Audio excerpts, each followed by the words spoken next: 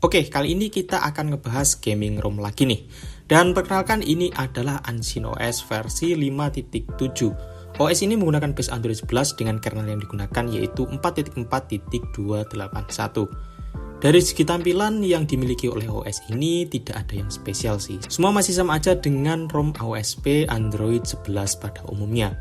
Yang beda ada di bagian recent apps-nya nih. Di sini dikasih info untuk penggunaan RAM-nya ya guys. Jadi di sini kita bisa memantau seberapa besar sisa RAM yang ada di HP kita. Cuman menurut saya displaynya ini terlalu gede ya. Mungkin bisa lebih dikecilin lagi agar tampilannya bisa lebih rapi. Kemudian di bagian widget juga ada yang keren nih. Yap, di sini widgetnya sudah menggunakan miliknya Android 12. Padahal OS ini masih menggunakan base Android 11 ya guys.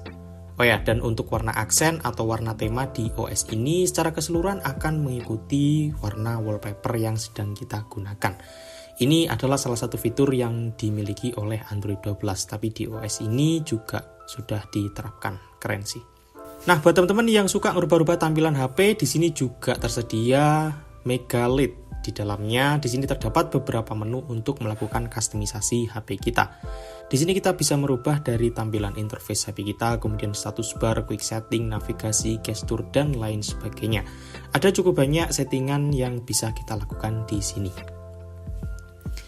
Oke, dari segi tampilan sih tidak jauh beda dengan ROM AOSP pada umumnya.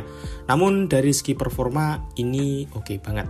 Buat scroll-scroll sosial media dan juga multitasking sosmed, OS ini mantep banget. Dia berjalan dengan ringan dan ngebut buat pindah-pindah aplikasi. Hingga saat ini saya masih belum menemukan adanya force close aplikasi di OS ini. Semuanya masih berjalan dengan lancar. Oke, untuk hasil tes performanya sebagai berikut. Pertama di sini kita tes dengan menggunakan Geekbench 5 dan skor yang didapetin yaitu 269 untuk single core dan 1073 untuk multicore. Masih standar aja ya. Kemudian kita tes yang kedua dengan menggunakan GPU benchmark dan skor yang didapetin yaitu 410.400. Ini skor yang cukup gede. Kemudian kita tes yang ketiga dengan menggunakan CPU throttling. Nah, di sini saya tes selama 5 menit, bisa kita lihat untuk performanya di grafiknya ini di awal dia tinggi banget. Kemudian di pertengahan tes dia mulai naik turun. Kalau kita lihat di bagian performa, wah ini gila banget sih. Untuk performa maksimalnya ini tinggi banget.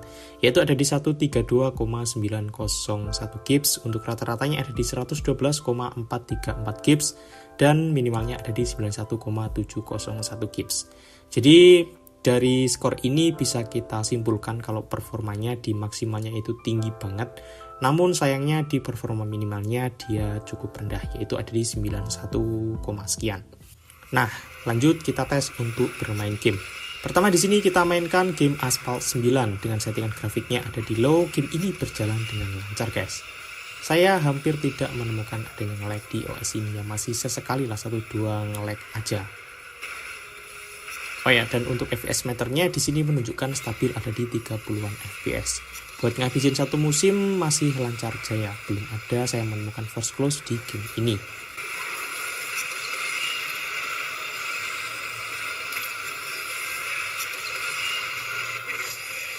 Lanjut kita pakai untuk bermain game PUBG Mobile.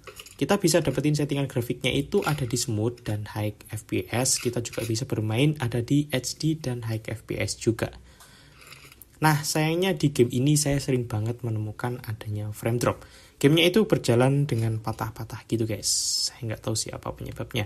Terutama saat kita bertemu dengan squad, itu baru terasa banget untuk patah-patahnya.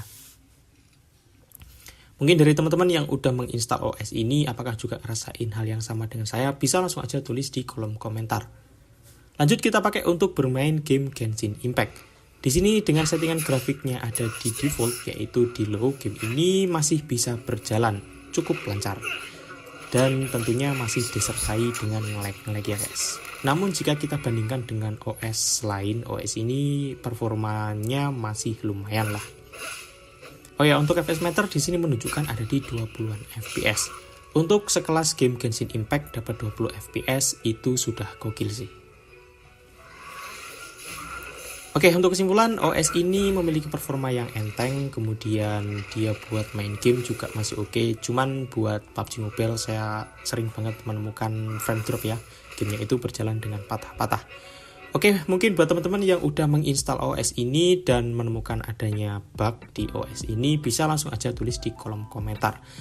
Sampai video ini dipublikasikan sih, saya masih belum menemukan adanya bug ya. Semuanya masih berjalan dengan lancar.